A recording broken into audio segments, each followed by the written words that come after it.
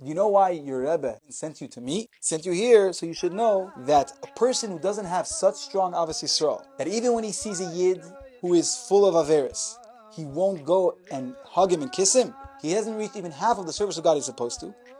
Because if he would give him love, the person who you show love to will for sure do tshuva. There's no doubt that that person will do tshuva.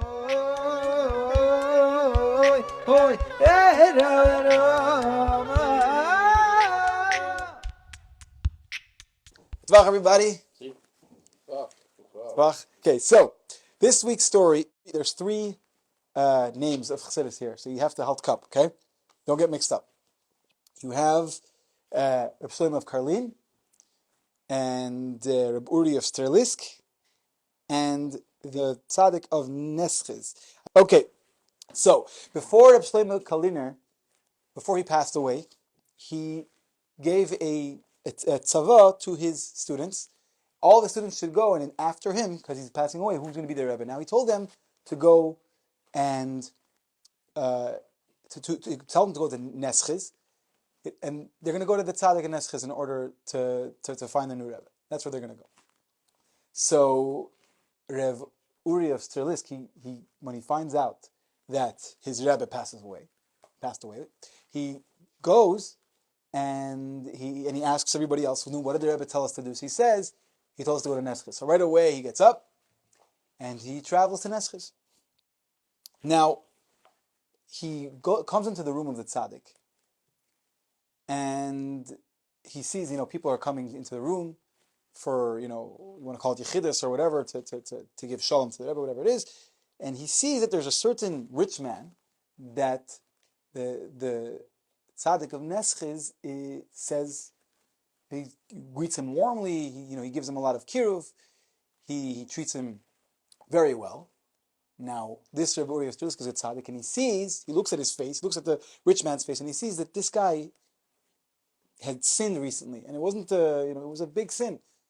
And he was thinking, he was like, L'Shem Shamayim, he was very angry, and he didn't understand how could it be that someone as great as the tzaddik of Neschiz could treat this guy so well. Now, the tzaddik realizes that this is bothering Reb Uri of Sterlisk. And he realizes, and he says, get out of here. He chases him out of his room. So he goes, and he was, he didn't get it, and he was a little bit, hurt that he was kicked out. And he had just come a long way of travel. So he went to the Beis Medrash. So the rich man leaves the tzaddik of Neschiz, and now tzaddik of Neschiz looks for Reb Uri of Sterlisk to explain what happened. He looks for him, and he finds him in the Beis Medrash. And he says, you should know that I also know what you know. I saw what he did. But you know why your Rebbe, Reb Shlomo of Karlin, sent you to me? Sent you here so you should know that a person who doesn't have such strong Avos Yisrael, that even when he sees a Yid who is full of Averis, he won't go and hug him and kiss him. And basically, what it means is give him extreme love. That person hasn't even reached half of the avodah he's supposed to. He hasn't reached even half of the service of God he's supposed to.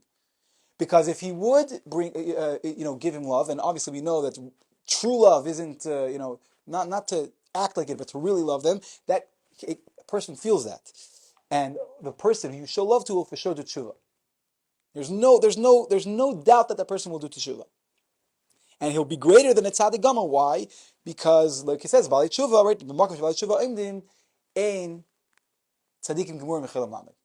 So, if you make him a Bal Tshuva, he'll be even greater than a tzaddik.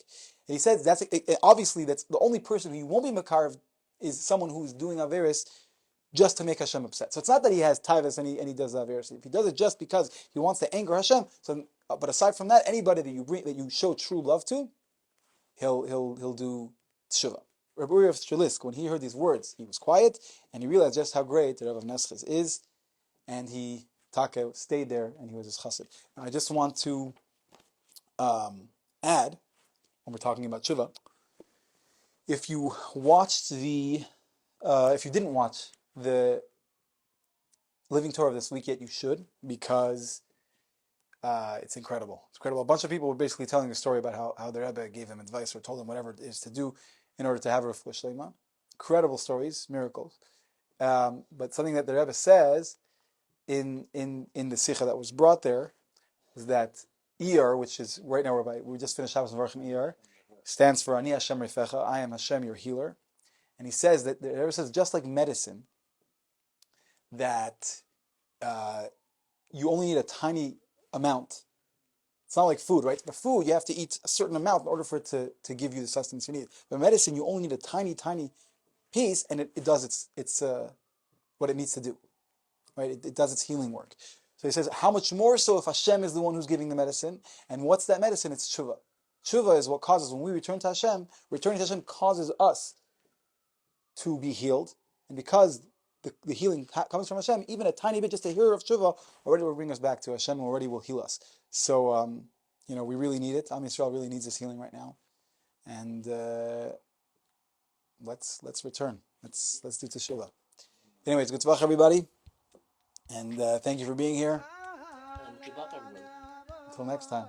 Like, subscribe, follow, whatever, wherever, rate. Good tzvach.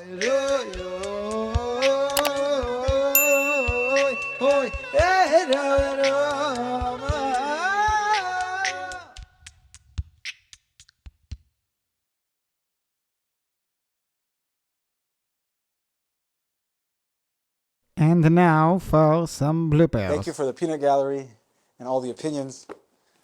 Let me get some penis support. Okay. I keep on messing this up because I don't know how to say nesches. I might be saying it wrong. Yeah, nesches.